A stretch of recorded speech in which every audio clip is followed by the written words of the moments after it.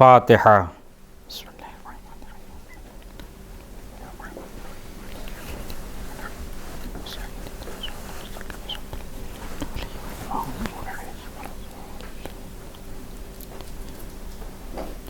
لا حول ولا قوة الا باللہ العلی العظیم۔ اعوذ باللہ من الشیطان الرجیم۔ بسم اللہ الرحمن الرحیم۔ حسبنا اللہ ونعم الوکیل، نعم المولا ونعم النصیر۔ الحمد للہ الذی لم يتخذ صاحبۃ ولا ولدا ولم یکن لہ شریک فی الملک ولم یکن لہ ولی من الذل وکبرہ تکبیرا۔ الصلاۃ والسلام علی سیدنا و مولانا بالقاسم محمد وعلیہ الطیبین الطاہرین المعصومین المظلومین ولعنۃ اللہ علی اعدائہم اجمعین۔ اما بعد فقد قال اللہ الحکیم فی کتابہ الکریم وہو اصدق الصادقین۔ بسم اللہ الرحمن الرحیم۔ من جاء بالحسنۃ فلہ عشر امثالہا ومن جاء بالسیئۃ فلا یجزی الا مثلہا وہم لا یظلمون۔ صلوات پڑھیں محمد وآل محمد پہ۔ آپ حضرات سے گزارش ہے کہ ایک بار سورہ حمد اور 3 بار سورہ توحید کی تلاوت فرما کر ریحان اختر ابن اختر حسین کی روح کو ایصال فرما دیں۔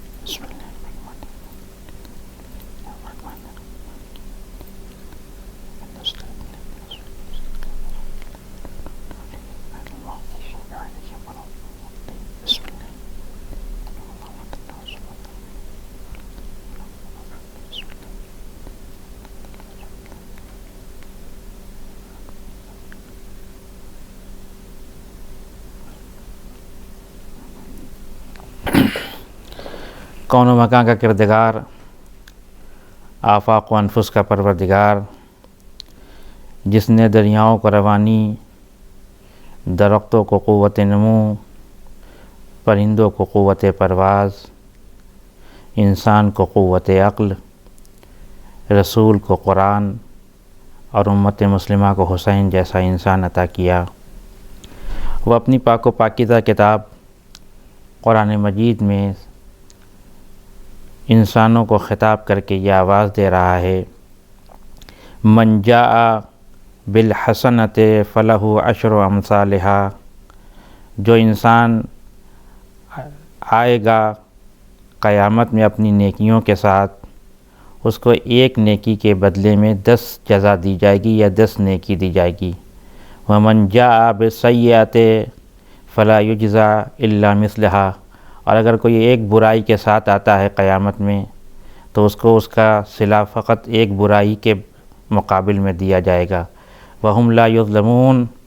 اور قیامت میں کسی کے اوپر کسی طرح کا کوئی ظلم نہیں ہوگا۔ یہ سورہ انعام کی آیت نمبر 160 ہے، جس میں پروردگار عالم نیکی اور بدی کے سلسلے میں گفتگو کر رہا ہے۔ اس آیت کا انتخاب میں نے اس لیے کیا، یہ ایام شہادت امام جعفر صادق علیہ السلام ہیں۔ ایام اس لیے کہہ رہا ہوں کیونکہ ہندوستان میں حضرت کی شہادت 15 شوال کو منائی جاتی ہے اور ایران اور عراق میں 25 شوال کو، لہذا مناسب ہیں یہ 10 دن کہ اس میں حضرت کا تذکرہ کیا جائے۔ اس کی وجہ یہ ہے کہ ہمارے درمیان جو مومنین ہیں اور موجود ہیں، ان کی معلومات اور ہماری معلومات ائمہ کے سلسلے میں شاید 2 یا 3 اماموں سے زیادہ نہیں ہے۔ یا ہم امام علی کے بارے میں اور ان کی زندگی کے بارے میں جانتے ہیں، یا کربلا کی وجہ سے امام حسین علیہ السلام کی زندگی سے آگاہ ہیں۔ مابقی ائمہ ہمارے کل بھی مظلوم تھے اور آج بھی مظلوم ہیں، ان کی زندگی کے سلسلے میں ہمیں زیادہ علم نہیں ہے اور نہ ہی ہمارا مطالعہ ہے، لہٰذا میری کوشش یہ ہوتی ہے کہ جب شہادت اور ولادت کے ایام آئیں معصومین کے تو انہی سے متعلق باتیں عرض کی جائیں، تاکہ ان کی زندگی کے نقوش کو دیکھ کے ہم اپنی زندگی کو کے قانون کو اور سلیقہ زندگی کو اپنا سکیں اور ان کی زندگی کی طرح اپنی زندگی کو گزار سکیں۔ امام صادق علیہ الصلاۃ والسلام کی زندگی کی کچھ خصوصیات ہیں، وہ پہلے میں عرض کر دوں اور اس کے بعد اس آیت کی طرف آؤں گا اور اس کی تشریح کروں گا امام صادق علیہ الصلاۃ والسلام کے قول کے زیر سایہ۔ امام علیہ الصلاۃ والسلام تمام ائمہ جو ہمارے گزرے ہیں امام زمانہ علیہ الصلاۃ والسلام کو چھوڑ کے جتنے بھی معصومین ہیں 13 معصومین ہمارے پاس، سب سے زیادہ سن و سال جو اس دنیا میں گزارا ہے وہ امام صادق علیہ الصلاۃ والسلام نے، کہ آپ کی زندگی 65 سال کی رہی ہے اور اس 65 سال میں 30 سال آپ نے امامت کے گزارے ہیں، فرائض امامت انجام دیے ہیں اس دنیا میں۔ یہ ایک خصوصیت ہے امام کی۔ دوسری خصوصیت امام کی یہ ہے کہ آپ کو نسبتاً دوسرے ائمہ کے مقابلے میں موقع مل گیا تبلیغ دین کا، ترویج دین کا، تشریح دین کا، تشریح احکام کا، جو بظاہر دیگر ائمہ کو اس انداز میں نہیں ملا۔ اس کی وجہ یہ ہے کہ امام کا جو دور ہے اس دور میں 2 حکومتیں آپس میں لڑ رہی تھیں، بنی امیہ اور بنی عباس کی آپس میں جنگ چھڑی تھی۔ بنی امیہ اپنے اقتدار کو بچانے کے در پہ تھے، بنی عباس اس اقتدار کو چھیننا چاہتے تھے۔ اس جنگ کے درمیان جو فرصت امام کو ملی اس فرصت سے استفادہ کرتے ہوئے امام نے بہترین موقع اس کو سمجھا کہ اس وقت جب 2 دشمن آپس میں لڑ رہے ہیں تو میری ذمہ داری یہ ہے کہ میں اپنے نانا کے دین کی ترویج کروں، نشر احکام کروں۔ ہمارے پاس احکام اسلامی کی شکل میں جو کچھ بھی ہے اس میں زیادہ تر حصہ یا امام محمد باقر علیہ الصلاۃ والسلام کا ہے یا امام صادق علیہ الصلاۃ والسلام کا ہے۔ حدیث کا جو ایک سلسلہ ہے تشیع کے پاس، اس میں اکثر حدیثیں ان 2 بزرگوار سے وارد ہوئی ہیں، نقل ہوئی ہیں، کیونکہ ان دونوں کو ایک فرصت مل گئی۔ تشیع کے پاس 4 معتبر کتابیں ہیں قرآن مجید کے بعد جن کا اعتبار بہت زیادہ ہے ہمارے نزدیک، جسے کتب 4 کہتے ہیں۔ اصول کافی، التہذیب، کتاب من لا یحضرہ الفقیہ اور استبصار، یہ 4 کتابیں ہیں۔ ان 4 کتابوں میں مجموعی طور پر ائمہ سے جو روایات وارد ہوئی ہیں وہ 44,000 روایات ہیں۔ یہ بھی ایک معجزہ ہے کہ طول تاریخ میں دشمن نے ہمیشہ یہ چاہا کہ اہل بیت سے نقل شدہ حدیثیں ہم تک نہ پہنچیں، لیکن اس کے بعد بھی اتنی کثرت سے حدیثیں آج ہمارے پاس موجود ہیں۔ 44,000 حدیثیں ان 4 کتابوں میں ہیں کہ اس میں سے ایک کتاب اصول کافی، اس میں 16,000 حدیثیں ہیں۔ اس کے مقابلے میں اگر آپ برادران اہل سنت کے مذہب کو اٹھا کے دیکھیں اور ان کی جو سب سے معتبر کتاب ہے جس کا درجہ قرآن کے بعد آتا ہے وہ بخاری ہے۔ بخاری میں کل روایات جو ذکر کی گئی ہیں وہ 5,000 ہیں۔ ان 5,000 روایات میں بھی تقریباً 1,500 یعنی 1,500 روایات ایسی ہیں جو ریپیٹ ہیں، یعنی پہلے آ چکی ہیں، اس کو پھر سے تکرار کیا گیا ہے۔ یہ فرق ہے دین کو ائمہ سے لینے میں، معصومین سے لینے میں اور غیر معصومین سے لینے میں۔ جہاں دین معصومین سے لیا جاتا ہے وہاں روایات کا ایک انبار ہے، ایک ذخیرہ ہے، معارف کا ایک ذخیرہ ہے، اور جہاں روایات غیر معصوم سے اور دین غیر معصوم سے لیا جائے وہاں دامن تنگ پڑ جاتا ہے۔ یہ دوسری خصوصیت تھی، اور اس فرصت سے فائدہ اٹھا کر امام نے دین کو پھیلایا، مکتب قائم کیا، مدرسہ قائم کیا، یونیورسٹی قائم کی، علوم کو نشر کیا۔ آج یہ جتنے علوم ہیں ان سب کی بازگشت اور سرچشمہ یا امام صادق علیہ الصلوۃ والسلام کی ذات ہے یا امام علی علیہ الصلوۃ والسلام کی ذات ہے۔ یہ ہمارے لیے ایک سیرت کا پہلو ہے جو امام نے پیش کیا ہے کہ جب ہم کو فرصت مل رہی ہو، جب ہمارے پاس وقت ہو، تو ہم وہ کام انجام دیں جو ہمارے لیے اور ہمارے دین کے لیے اور ہمارے وجود کے لیے فائدہ مند ہو۔ مثال کے طور پہ ابھی لاک ڈاؤن کا زمانہ ہے، لوگ اپنے گھر میں بیٹھے ہوئے ہیں، باہر نہیں نکل سکتے، آفیسز بند ہیں، کالجز بند ہیں، دکانیں بند ہیں، بہت ضرورت کے تحت لوگ باہر نکل رہے ہیں، تو یہ بہترین فرصت ہے امام صادق کی سیرت پہ عمل کرتے ہوئے کہ ہم اس فرصت سے فائدہ اٹھاتے ہوئے ائمہ کی زندگی کا مطالعہ کریں اور وہ سلیقہ زندگی جو کتابوں میں ائمہ کی لکھی ہوئی ہے اس سلیقہ زندگی کو اپنی زندگی میں اتار کے ایک کامیاب انسان بننے کی کوشش کریں۔ یہ فرصت سے متعلق بات تھی۔ تیسرا کام جو امام کا ہے اور خصوصیت ہے امام کی کہ سنا ہے آپ نے کہ امام کے 4000 شاگرد تھے، امام صادق علیہ الصلوۃ والسلام کے۔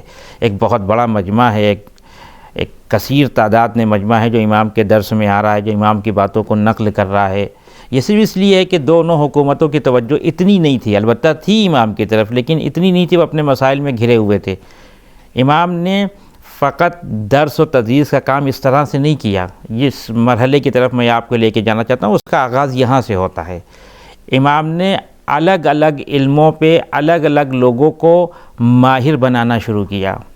کسی کو علم فقہ کا ماہر بنایا، کسی کو علم کلام کا ماہر بنایا، کسی کو میتھ کا ماہر بنایا، کسی کو سائنس کا ماہر بنایا، کسی کو علم رجال کا ماہر بنایا، کسی کو علم مناظرہ جسے ڈیبیٹ کہتے ہیں اس کا ماہر بنایا، اور ان علوم کے ذریعے اپنے شاگردوں کو تیار کیا اور اس کو پھر دنیا میں پھیلا دیا۔ وہ شاگرد پھیل گئے اور جہاں جہاں یہ گئے وہاں جا کے انہوں نے مذہب حقہ کی ترویج کی، امام صادق علیہ الصلوۃ والسلام کا دفاع کیا اور اللہ کے دین کا صحیح مقصد جو میسج تھا وہ دنیا والوں تک پہنچایا۔ انہی شاگردوں میں سے ایک شاگرد ہیں جن کا نام ہے ہشام بن حکم، جن کو امام نے مناظرے کا اور ڈیبیٹ کا ماہر بنایا تھا۔ یہ کسی کے سامنے بھی چلے جائیں مناظرہ کرنے کے لیے اسے زیر کر دیتے تھے۔ پہلے امام کے دشمنوں میں سے تھے، دوستوں میں سے نہیں تھے، لیکن جب امام کے قریب آئے، اخلاق امام کو دیکھا تو امام کے دوست ہو گئے اور مذہب حقہ پہ آ گئے۔ پھر امام نے ان کو ڈیبیٹ کا ماہر بنایا اور ڈیبیٹ کا ماہر بنا کے امام نے ان کو بصرے بھیجا۔ بصرے یہ گئے، بالکل جوان تھے، اور بصرے میں ایک بہت بڑا عالم تھا جس کی خصوصیت یہ تھی کہ وہ روز درس دیتا تھا اور اس کا بہت چرچا تھا، اس کے علم کا کوئی اسے زیر نہیں کر پاتا تھا، لیکن وہ عالم امامت امام صادق علیہ الصلوۃ والسلام کو نہیں مانتا تھا، قبول نہیں کرتا تھا، یعنی کلاً امامت کو قبول نہیں کرتا تھا، نبوت تک کا مسئلہ تھا، اس کے بعد پھر خلافت آ جاتی تھی۔ جناب ہشام بن حکم بصرے میں وارد ہوئے اور جوانی کا عالم ہے، اور اس مسجد میں پہنچے جہاں پر یہ عالم درس دے رہا تھا۔ ایک جمع غفیر تھا مسجد میں، اور پورے مجمع کو چیرتے ہوئے یہ بالکل جا کر ممبر کے پاس بیٹھ گئے۔ میں یہ عرض کرنا چاہتا ہوں کہ امام صادق علیہ الصلوۃ والسلام نے کس طرح سے دین کا دفاع کیا، کس طرح سے دین کا تحفظ کیا، کس طرح سے دین کو بچایا، اس طرح سے شاگردوں کو تیار کیا اور ان سے کہا کہ جاؤ اور دین کی حفاظت کرو، دین کی خدمت کرو۔ یہ عین جوانی ہے، آ کر ممبر کے پاس بیٹھ گئے، اس عالم کے جس ممبر پہ وہ عالم بیٹھا ہوا تھا۔ توجہ رکھیے گا، امامت کو ثابت کرنے جا رہے ہیں ہشام بن حکم، وہ اتنا بڑا عالم لیکن امامت کو نہیں مانتا۔ درس ختم ہوا، درس ختم ہونے کے بعد اس نے اعلان کیا کہ جس کو مجھ سے جو سوال پوچھنا ہو وہ پوچھ سکتا ہے، میں جواب دینے کے لیے حاضر ہوں۔ جیسا ہوتا ہے درس میں، کلاسز میں، کہ کلاس ختم ہونے کے بعد جو اسٹوڈنٹ ہوتے ہیں، جو شاگرد ہوتے ہیں، وہ سوال پوچھتے ہیں۔ تو سب سے پہلے ہشام بن حکم بولے کہ سرکار اگر آپ کی اجازت ہو تو میں کچھ آپ سے سوال پوچھوں۔ تو اب ظاہر ہے کہ اتنا بڑا عالم، اس کے سامنے ایک نوجوان آ کے سوال پوچھ رہا ہے تو عالم بھی مطمئن ہے کہ کیا سوال پوچھ لے گا، یہ مجھے پھنسا تو سکتا نہیں ہے، ایسا تو نہیں کوئی ایسا سوال پوچھ لے کہ جس کا میں جواب نہ دے سکوں، یہ تو ممکن نہیں ہے۔ مثلا کسی عالم دین سے ایک 7 8 سال 10 سال کا بچہ آ کے کہے کہ مولانا میں آپ سے سوال کرنا چاہتا ہوں، تو مولانا مطمئن ہوں گے کہ کیا سوال کر لے گا، غسل کے بارے میں پوچھے گا، وضو کے بارے میں پوچھے گا، نماز کے بارے میں پوچھے گا، یہ ساری چیزیں تو میرے لیے عادی ہیں۔ تو اس بصرے کے عالم نے بھی یہی خیال کیا کہ ایک نوجوان ہے، آج پہلی مرتبہ آیا ہے، جوش ہے، کوئی سوال پوچھنا چاہتا ہے۔ اس نے کہا پوچھئے، ہم بیٹھے اس لیے یہاں پہ ہیں کہ آپ کے سوالوں کا جواب دیں۔ تو ہشام ابن حکم نے کہا کہ ایسے نہیں پوچھیں گے۔ اب یہ علی کے چاہنے والوں کے اندر یہ جرأت پائی جا سکتی ہے، اغیار کے مجمع میں جا کر سب سے بڑے عالم سے کہہ رہے ہیں کہ ایسے نہیں پوچھیں گے، ایک شرط ہے۔ میں کہا کیا شرط ہے؟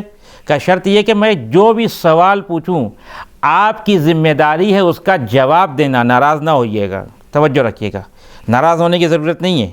اب وہ عالم کہتا ہے، وہ بصرے کا کہتا ہے میں ناراض کیوں ہونے لگا؟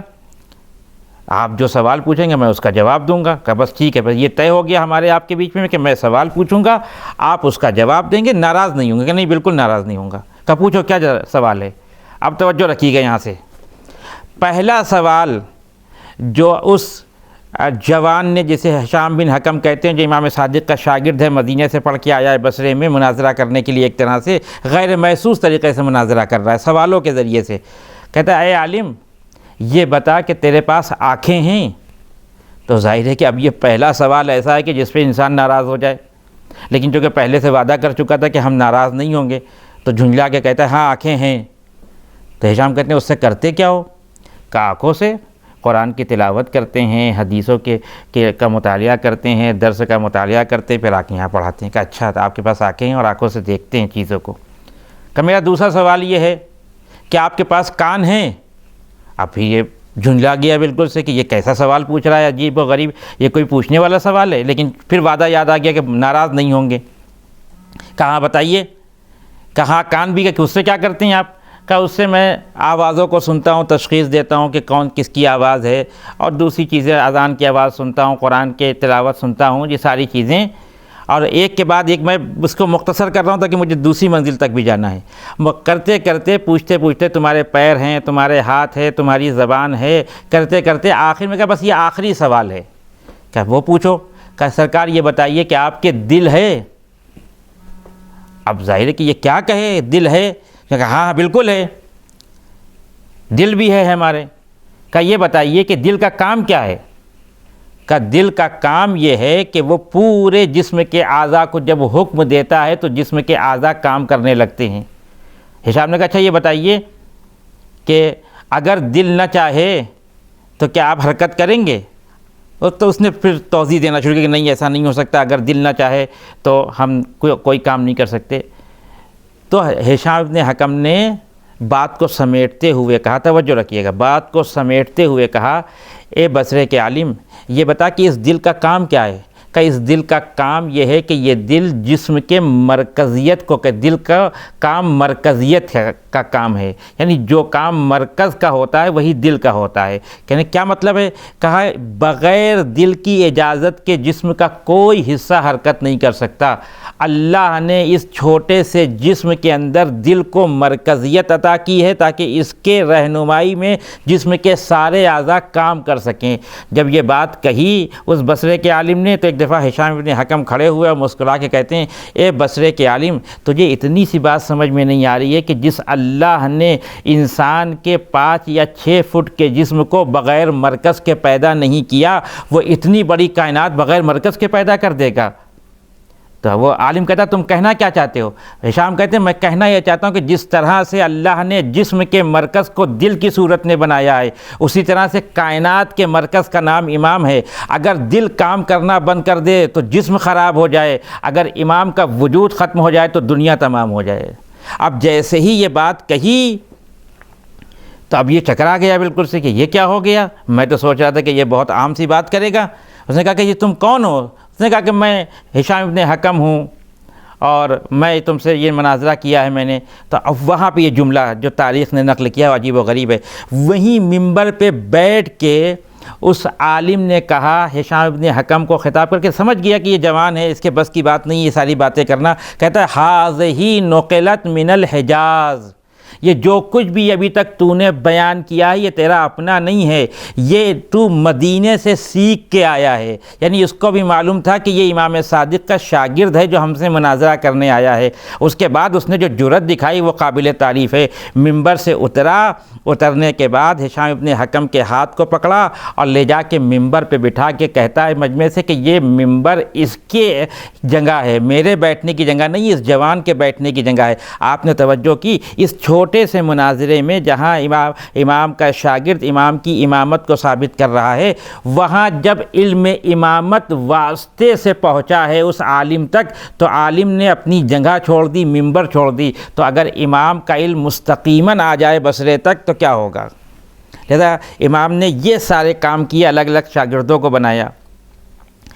امام کی یہ خدمات ہیں جو آج تک باقی ہیں، جس کی طرف ہمیں متوجہ ہونا چاہیے، اور امام کی زندگی سے ان چیزوں کو سیکھ کے اس دور میں جب ہمارے پاس فرصت ہو تو ہم فرصت سے استفادہ کرتے ہوئے ان سارے امور کو حل کریں جو ہمارے لیے مشکل ہیں، جو ہمارے لیے پریشانی کھڑی کرتے ہیں۔ بہت سے ایسے مسائل ہیں جو ہمارے نوجوانوں کو نہیں معلوم ہے، ہو سکتا ہے کہ یہ جو فرصت کا موقع ملا اس میں آپ علماء سے رابطہ کر کے ان مسائل کو حل کریں۔ خیر، بات میں صرف یہ عرض کرنا چاہ رہا تھا کہ امام کی خدمات کیا ہیں۔ اب آئیے اس اصل آیت کی طرف، جس آیت میں پروردگار عالم دو امر کی طرف اشارہ کر رہا ہے۔ من جاء بالحسنۃ فلہ عشر امثالھا، جو آئے گا اپنی نیکی کے ساتھ اس کو ہم ایک کے بدلے میں 10 دیں گے، اور جو آئے گا اپنی برائی کے ساتھ اس کو ہم ایک کے بدلے میں ایک ہی دیں گے۔ وہاں کسی طرح کا کوئی کسی پہ ظلم نہیں ہوگا۔ عمومی طور پر آپ قرآن کو اٹھا کے دیکھ لیں، جو ترجمے ہیں قرآن کے، تقریباً جو ترجمہ کیا گیا اس آیت کا وہ یہ ہے کہ من جاء بالحسنۃ، جو ایک نیکی انجام دے گا اس کو پروردگار 10 جزا دے گا۔ جبکہ ترجمہ یہ نہیں ہے، قطعاً یہ نہیں ہے۔ دقت اگر آپ کریں اس آیت میں تو بات سمجھ میں آ جائے گی کہ ترجمہ یہ نہیں ہے کہ جو ایک نیکی انجام دے گا وہ اس کو پروردگار 10 نیکیاں دے گا، 10 جزا دے گا۔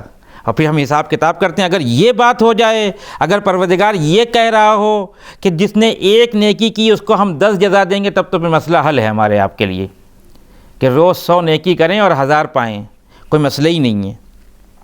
لیکن قرآن کی آیت قطعاً یہ نہیں کہہ رہی ہے کہ جس نے ایک نیکی کی اس کو پروردگار 10 جزا دے گا، نہ۔ آیت کو پھر سے آپ غور سے سنیے، من جاء بالحسنۃ فلہ عشر امثالھا، جو آئے گا نیکی کے ساتھ، کہاں آئے گا؟ قیامت میں آئے گا۔ یعنی قیامت میں اپنی کی ہوئی نیکی کو لے کے جب پروردگار کے سامنے بندہ جائے گا تو ہر ایک نیکی کے مقابلے میں پروردگار 10 جزا دے گا، نہ یہ کہ اس دنیا میں جو نیکی کرے گا اس کے مقابلے میں پروردگار 10 جزا دے گا۔ عموماً ترجمہ یہی کیا گیا، لیکن ترجمہ نہیں ہے کہ اگر آپ قاعدے کو دیکھیں، فقہ اگر ادبیات کو دیکھیں اور جا کے آپ دقت کریں اس میں، تو قرآن کی شرط یہ ہے کہ نیکی کرنے کی ضمانت قرآن نے نہیں لی ہے۔ قرآن یہ کہتا ہے نیکی کر کے اس نیکی کو آخرت تک پہنچانا بھی ہے۔ لہذا ہماری ذمہ داری اس دنیا میں 2 ہے، ایک نیکی کرنا ہے اور اس نیکی کو بچا کے محفوظ کر کے پروردگار کی بارگاہ تک لے کے جانا ہے۔ کچھ لوگ ہیں کہ جو یہی نیکی کرتے ہیں اور یہیں اس کو چھوڑ دیتے ہیں، ان لوگوں کو قیامت میں کچھ بھی نہیں ملے گا۔ قیامت میں ان کو جزا ملے گی جو اس نیکی کو لے کے پروردگار کی بارگاہ تک جائیں گے۔ من جاء بالحسنۃ، جو آئے گا نیکیوں کے ساتھ تو پروردگار 10 برابر دے گا۔ لیکن اس مسئلے پہ غور کرنا ہے۔ یہاں پہ بہت سے لوگ جو اپنے کو بہت چالاک سمجھتے ہیں وہ کہتے ہیں اچھا پروردگار نے کہا کہ ایک نیکی کرو گے تو 10 جزا دیں گے، تو کہتے ہیں چلو کسی کا مال مار لیتے ہیں، چوری کر لیتے ہیں، 10 روپے چوری کرتے ہیں، اس میں سے 1 روپے راہ خدا میں دیتے ہیں، تو ایک نیکی کریں گے تو 10 جزا ملے گی۔ اور ادھر سے قرآن کہتا ہے کہ جو ایک برائی کرے گا اس کی سزا بھی 1 ہوگی۔ تو چوری کرنے کی سزا 1 ہے، اور اس چوری کے ذریعے سے جو ہم نے پیسہ لیا ہے اس میں سے اگر 1 روپے بھی ہم خرچ کر دیں گے ایک نیکی کے لیے تو ہم کو 10 ملے گی، پھر بھی ہم فائدے میں ہیں۔ لیکن قرآن کی آیت کو غور سے پڑھا نہیں ہے۔ قرآن یہ نہیں کہہ رہا کہ جس نے ایک نیکی کی اس کو 10 جزا ملے گی۔ جس نے ایک نیکی کی ہے اور اس نیکی کو لے کے پروردگار کی بارگاہ میں جا رہا ہے وہاں اس کو جزا ملے گی۔ اور پھر دوسرے آیت میں پروردگار فرماتا ہے انما یتقبل اللہ من المتقین، پروردگار متقین سے عمل کو قبول کرتا ہے۔ جو پیسہ چوری سے آئے گا، جو جوئے کے ذریعے سے آئے گا، جو فراڈ کے ذریعے سے آئے گا، جو دھوکے کے ذریعے سے آئے گا، وہ متقی کا پیسہ نہیں ہوگا۔ اس سے کتنا بھی عمل خیر کرتے رہے وہ عمل خیر نہیں ہے۔ ایک انسان کسی سے کو بیوقوف بنا کے اس کے لاکھوں روپے چھین لے اور اس کے بعد جا کے امام حسین کی مسجد برپا کرے اور کہے کہ دیکھیے ہم نے ثواب کا کام کیا، نیکی کا کام کیا۔ قرآن کہتا ہے کہ ایک نیکی کیے تو 10 دیں گے۔ قرآن اس شرط سے کہتا ہے کہ جو نیکی ہو رہی ہے وہ تقوی کے سائے میں ہو رہی ہو، وہ ایمان کے سائے میں ہو رہی ہو، وہ عمل صالح کے سائے میں ہو رہی ہو، لیکن کسی کا چھینا ہوا مال آپ کا اپنا مال نہیں ہے تو اس سے نیکی نہیں ہو سکتی۔ غور کیا آپ نے؟ تو اب ہماری ذمہ داری یہاں سے، بس بات کو آپ کی طرف متوجہ رہیے گا، میں نتیجے تک لے کے جاؤں گا تو آپ کو لطف آئے گا۔ اب یہاں تک بات آ گئی کہ انسان کی ذمہ داری یہ ہے کہ وہ عمل کو انجام بھی دے، نیکیاں انجام بھی دے اس دنیا میں اور اس کو محفوظ بھی کرے۔ مثال کے طور پہ آپ نے دیکھا ہے کہ آج کل کمپیوٹر کا زمانہ، ہر گھر میں کمپیوٹر اور لیپ ٹاپ ہوتا ہے۔ کسی نے اپنے کمپیوٹر کے اوپر ایک مقالہ ٹائپ کیا، ایک آرٹیکل ٹائپ کیا، تو اس میں پھر جب آپ مکمل کر لیں گے اس آرٹیکل کو تو آپشن آتا ہے، 2 آپشن ہے کہ آپ اس کو سیو کریں گے یا ڈیلیٹ کریں گے۔ اگر آپ نے سیو نہیں کیا اور ڈیلیٹ کا بٹن دبا دیا تو جو کچھ لکھا تھا وہ سب ختم۔ نیکیوں کا مسئلہ یہی ہے کہ آپ خوب نیکی کریں، انسان خوب نیکی کرے، لیکن ایک آپشن دیا جائے گا پروردگار کی طرف سے کہ یہیں چھوڑ کے جاؤ گے کہ آخرت میں لے کے جاؤ گے۔ اگر یہیں چھوڑ کے گئے تو ان نیکیوں کا کوئی فائدہ نہیں ہے، آخرت میں گئے تو ان نیکیوں کا فائدہ ہوگا۔ لہذا قرآن یہ کہتا ہے ایک مقام پہ آ کر، میں ساری باتوں کو قرآن سے ثابت کرنا چاہتا ہوں کہ یہ جو نیکیاں ہیں یہ دنیا میں خراب ہوتی ہیں کہ نہیں ہوتی۔ ایک آدمی نماز پڑھتا ہے، نیکی ہے، دنیا میں خراب ہوگی کہ نہیں ہوگی۔ ایک آدمی لوگوں کی مدد کرتا ہے، صدقہ دیتا ہے، تو یہ صدقہ تو نیکی ہے، اس کو تو خراب نہیں ہونا چاہیے۔ لیکن قرآن کیا کہتا ہے؟ سورہ بقرہ آیت نمبر 264 میں پروردگار کہتا ہے یا ایھا الذین آمنوا لا تبطلوا صدقاتکم بالمن والعذی، اے ایمان لانے والو اپنی نیکیوں کو یعنی صدقات کو احسان جتا کے اور اذیت کر کے برباد نہ کرو۔ کیا مطلب؟ کسی کے ساتھ احسان کیا، کسی کے ساتھ نیکی کی، ایک آدمی بیچارہ مجبور تھا، اس کو 100 روپے کی ضرورت تھی، ہم نے دے دیا، اور دینے کے بعد 100 جگہ جا کے بتایا کہ فلاں صاحب آئے تھے، بیچارے غریب تھے، مجبور تھے، ہم سے مدد مانگ رہے تھے، ہم نے ان کو 100 روپے دے دیا۔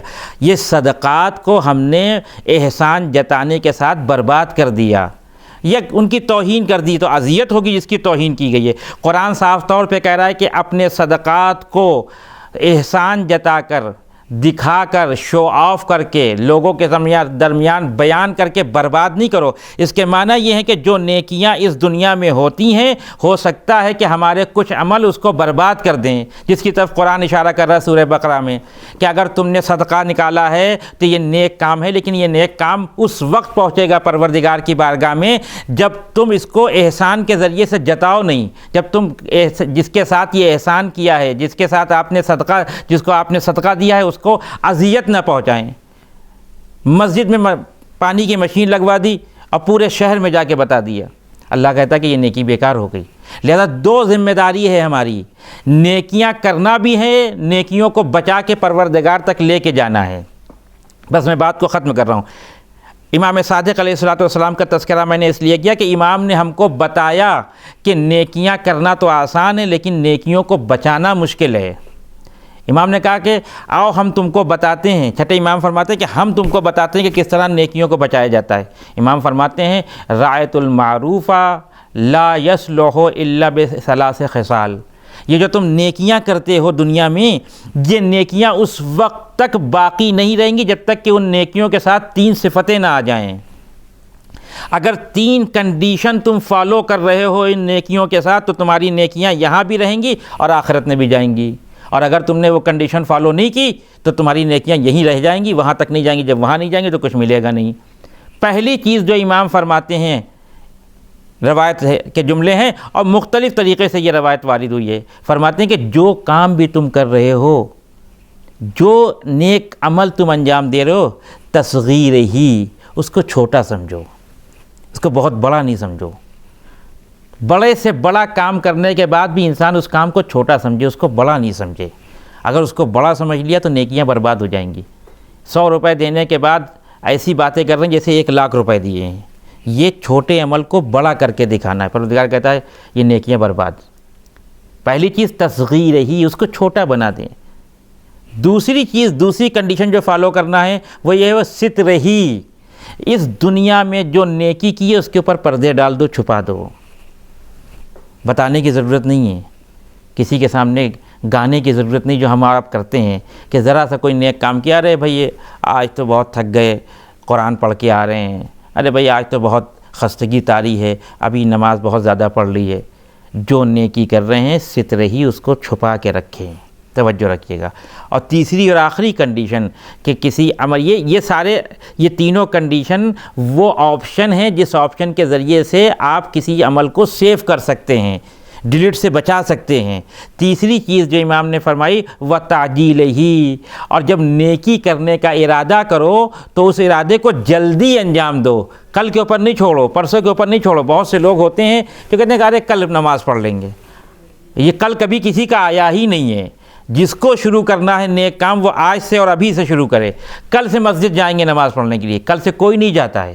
کل سے قرآن پڑھنا شروع کریں گے، کل سے کوئی نہیں پڑھتا ہے۔ جس کو پڑھنا ہے وہ آج پڑھے۔ تو امام نے 3 کنڈیشن کہی ہے کہ اگر نیکی کو اپنے ساتھ قیامت تک لے کے جانا ہے تو ان 3 کنڈیشن کو اگر فالو کیا تو تمہاری ساری نیکیاں سیف ہو جائیں گی، یہاں سے اٹھ کے تمہارے ساتھ قیامت میں جائیں گی، تم کو اجر ملے گا۔ پہلی چیز یہ ہے کہ انسان اپنی نیکیوں کو کم سمجھے، چھوٹا سمجھے، اس کو چھپا کے رکھے اور جتنی جلدی ہو سکے نیک کام میں اس نیک کام کو انجام دے، تاکہ پروردگار تمہاری نیکیوں کو اور ہماری نیکیوں کو محفوظ کرے اور قیامت تک لے کے جائے۔ لیکن بس ایک مسئلے کی طرف بات کو ختم کر رہا ہوں۔ وہ مسئلہ یہ ہے کہ ہماری ساری فکر یہ ہوتی کہ میں نے اتنے اچھے کام کیے، فلاں صاحب کو کپڑا خرید کے دے دیا، فلاں مدرسے میں کتابیں رکھوا دیں، مسجد میں پنکھا لگوا دیا، امام بارگاہ میں پیسے دے دیے۔ یہ کسی کو پتہ ہوگا کہ نہیں پتہ ہوگا؟ لوگوں کو بھی پتہ ہونا چاہیے۔ یہ جو مشکل ہے ہماری، اس کی وجہ سے ہمارے نیک اعمال اسی دنیا میں رہ جاتے ہیں، آخرت پر تک نہیں جاتے ہیں۔ امام صادق علیہ السلام ضمانت لیتے ہیں کہ عمل کو تم چھپاؤ گے، خدا کی ذمہ داری اسے آشکار کرنا۔ میں بات کو ختم کر رہا ہوں، خدا کی ذمہ داری اسے آشکار کرنا، کیونکہ ہماری ساری کوشش یہ ہوتی ہے کہ جو ہم عمل انجام دے رہے ہیں لوگوں کو معلوم ہو جائے۔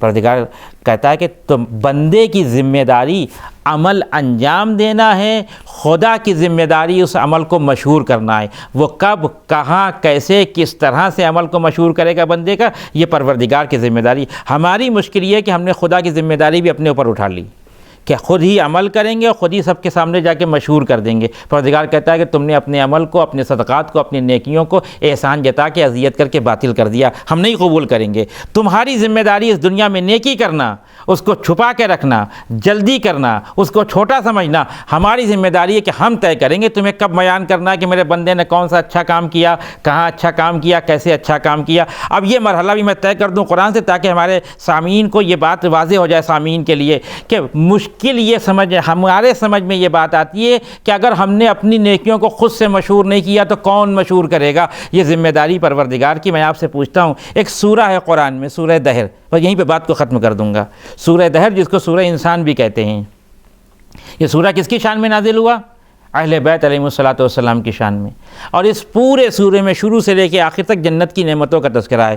اس کا پیش خیمہ کیا ہے، اس کا پس منظر کیا ہے؟ میں صرف اشارہ کر رہا ہوں۔ پس منظر کیا ہے کہ اہل بیت نے 3 دن روزے رکھے، اور آفتار کے وقت جب روٹیاں دسترخوان پہ آئیں تو کبھی مسکین، کبھی فقیر، کبھی اسیر آیا اور اس نے روٹیاں مانگی، اور اہل بیت کے ساری فرد نے روٹیاں اٹھا کے دے دی، اس میں جناب فضہ بھی ہیں۔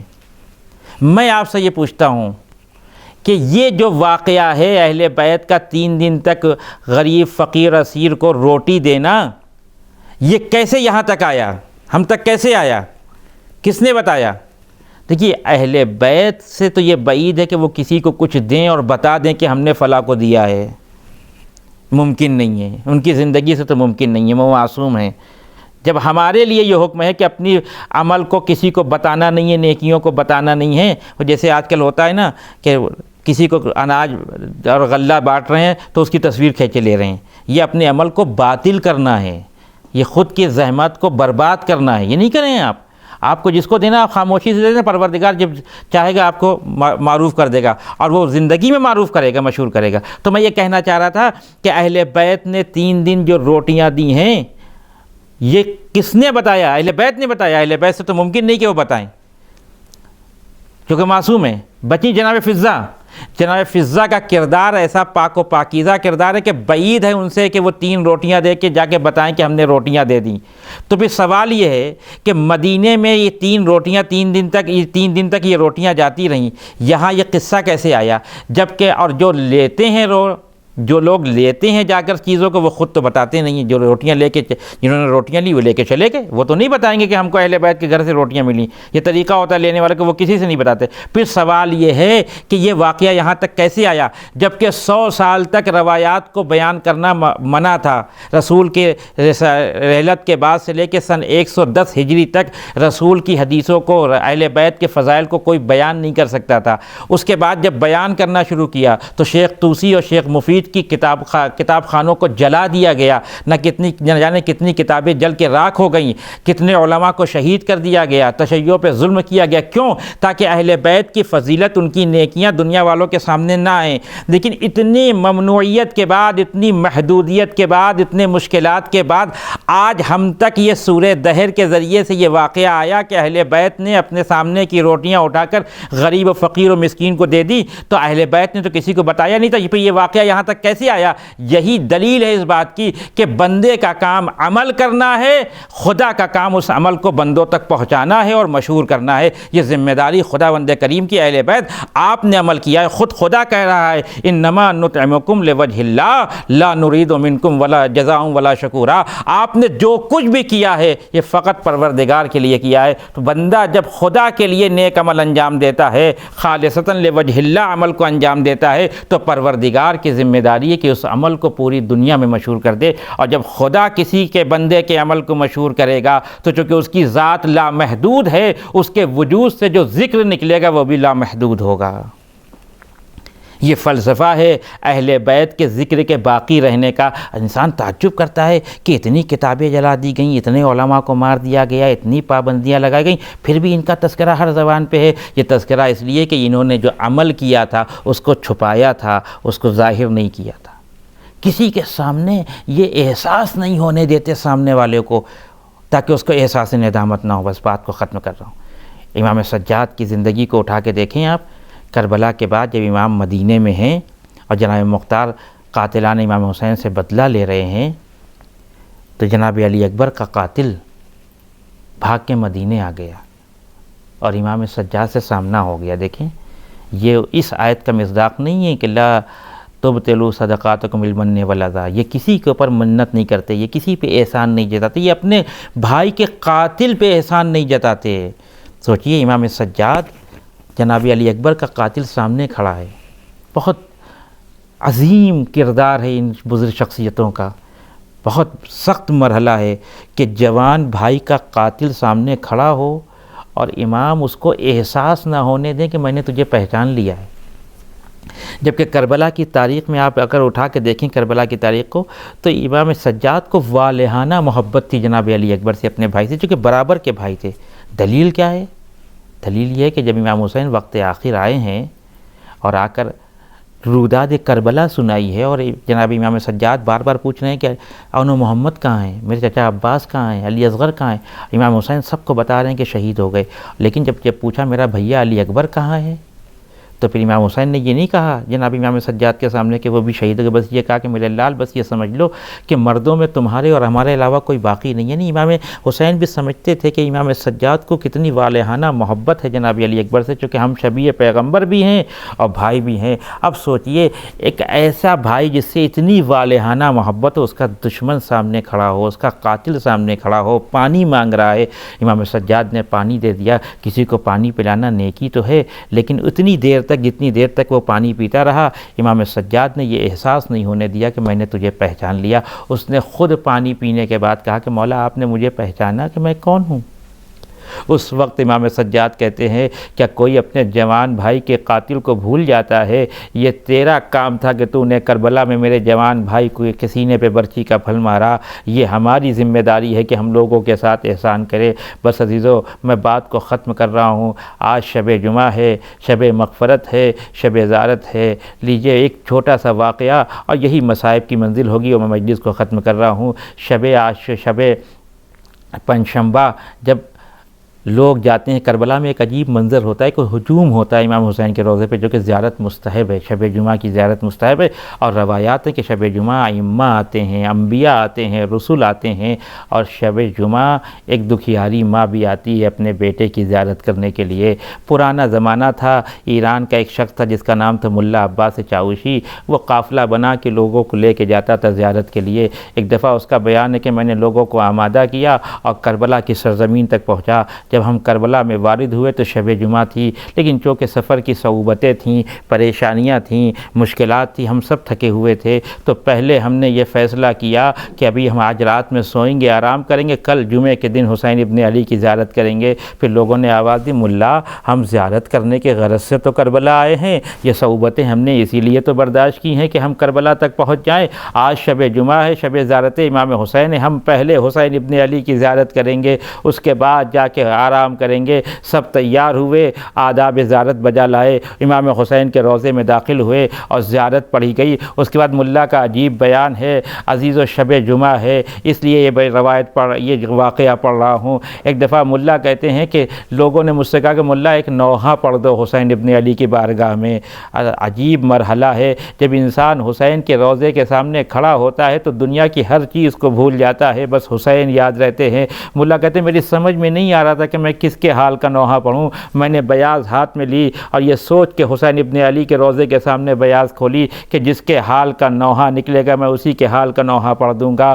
اب جو ملا نے بیاض کھولی تو علی اکبر کے حال کا نوحہ، ملا کہتے ہیں میں نے علی اکبر کے حال کا نوحہ پڑھا، بڑا گریہ ہوا، بہت لوگوں نے گریہ کیا، اور ہم سب رخصت کر کے امام حسین کے روضے سے باہر آئے اور اپنی قیام گاہ میں آئے۔ ابھی بستر پہ لیٹے ہی تھے، عالم غنودگی میں تھا میں، کہ جیسے لگتا کسی نے میرا شانہ ہلایا اور کہا ملا ارے کیا غضب ہے، تم لیٹے ہوئے ہو، حسین تم سے ملنے کے لیے آئے ہیں۔ میں ایک دفعہ چوکا، میں نے دیکھا سرکار سید الشہداء کھڑے ہیں، ہاتھوں کو جوڑا، مولا کیا مجھ سے کوئی غلطی ہو گئی ہے جو آپ یہاں آئے ہیں؟ آواز دی نہیں ملا یہ میرا طریقہ ہے، جو میری زیارت کرنے کے لیے آتا ہے میں اس سے ضرور ملتا ہوں۔ اللہ اکبر، کیا نصیب ہے ملا کا کہ حسین کے رخ انور کی زیارت کی ہے۔ ایک دفعہ حسین ابن علی کہتے ہیں اے ملا جب واپس پلٹ کے وطن جانا تو فلاں شخص کو میرا سلام کہہ دینا۔ ملا کہتے ہیں مولا آپ نے فقط فلاں شخص کو اپنا سلام کیوں کہلوایا؟ آواز دیتے ہیں ملا تو محسوس نہیں کیا ہوگا، لیکن اب جا کے دیکھنا، جب میری فرش عزا بچتی ہے اور مومنین آتے ہیں بیٹھنے کے لیے فرش عزا پہ تو وہ میرا چاہنے والا سب کی جوتیاں ٹھیک کرتا ہے۔ عزیز و عزاداری کے مرحلے میں یہ سب سے کم ترین خدمت ہے کہ چاہنے والوں کی، حسین کے چاہنے والوں کی جوتیوں کو صحیح کرے۔ حسین ایک پیغام دیتے ہیں جو سب سے چھوٹا کام کرتا ہے، میرا سلام اس تک پہنچتا ہے۔ بس میں نے مجلس کو ختم کیا۔ عزیز ایک دفعہ امام حسین کہتے ہیں ملا آپ جب شب جمعہ آنا تو علی اکبر کے حال کا نوحہ نہ پڑھنا۔ ملا نے پھر ہاتھوں کو جوڑا، یا ابا عبداللہ کیا مجھ سے کوئی غلطی ہو گئی؟ کہا نہیں ملا تم سے کوئی غلطی نہیں ہوئی، لیکن شب جمعہ میری ماں میری زیارت کے لیے آتی ہے، میری ملاقات کے لیے آتی ہے۔ اے ملا جب سے تم نے علی اکبر کے حال کا نوحہ پڑھا میری ماں غش میں پڑی ہوئی ہے، ملا اب علی اکبر کے حال کا نوحہ نہ پڑھنا۔ میں کہوں گا مولا ذرا اپنی والدہ سے کہیے اے بی بی فاطمہ آپ نے علی اکبر کے حال کا نوحہ سنا تو آپ کو غش آ گیا، لیکن ذرا کربلا کے میدان میں آئیے، زینب سے پوچھئے، لیلا سے پوچھئے، جب حسین علی اکبر کو لے کے مقتل سے خیمے کی طرف آ رہے ہیں یہ احساس ہو گیا کہ روح جسم سے پرواز کر گئی۔ ارے وہیں پہ لاشے کو رکھ کے کہتے ہیں اے بنی ہاشم کے بچوں آؤ، ارے جوان کا لاشا ہے بوڑھے باپ سے نہیں اٹھ سکتا۔ زینب آ گئی، اے بھیا میں علی اکبر کے لاشے کو اٹھاؤں گا۔ انا للہ و انا الیہ راجعون۔ پروردگار تجھے واسطہ محمد وآل محمد کا ہماری اس مختصر سی ادا کو تو قبول فرما، جو لوگ مقروض ان کے قرضوں کو دور فرما، جو لوگ حج و زیارت کے مشتاق ان کو حج و زیارت سے مشرف فرما، علماء کرام مراجع کرام انقلاب اسلامی کا سایہ ہمارے سروں پہ باقی رکھ، مرحوم کی مغفرت فرما، ان کے درجات بلند فرما، ان کے پسماندگان کو صبر جمیل عنایت فرما۔ پروردگار تجھے واسطہ محمد وآل محمد کا امام زمانہ کے ظہور میں تعجیل فرما، ہم کو ان کے اعوان و انصار میں شامل فرما۔ ربنا وتقبل دعاء انک انت السمیع العلیم وتب علینا وانک انت التواب الرحیم۔ ایک بار سورہ حمد اور 3 بار سورہ توحید کی تلاوت فرما کر ریحان اختر ابن اختر حسین کی روح کو ایصال فرما دیں۔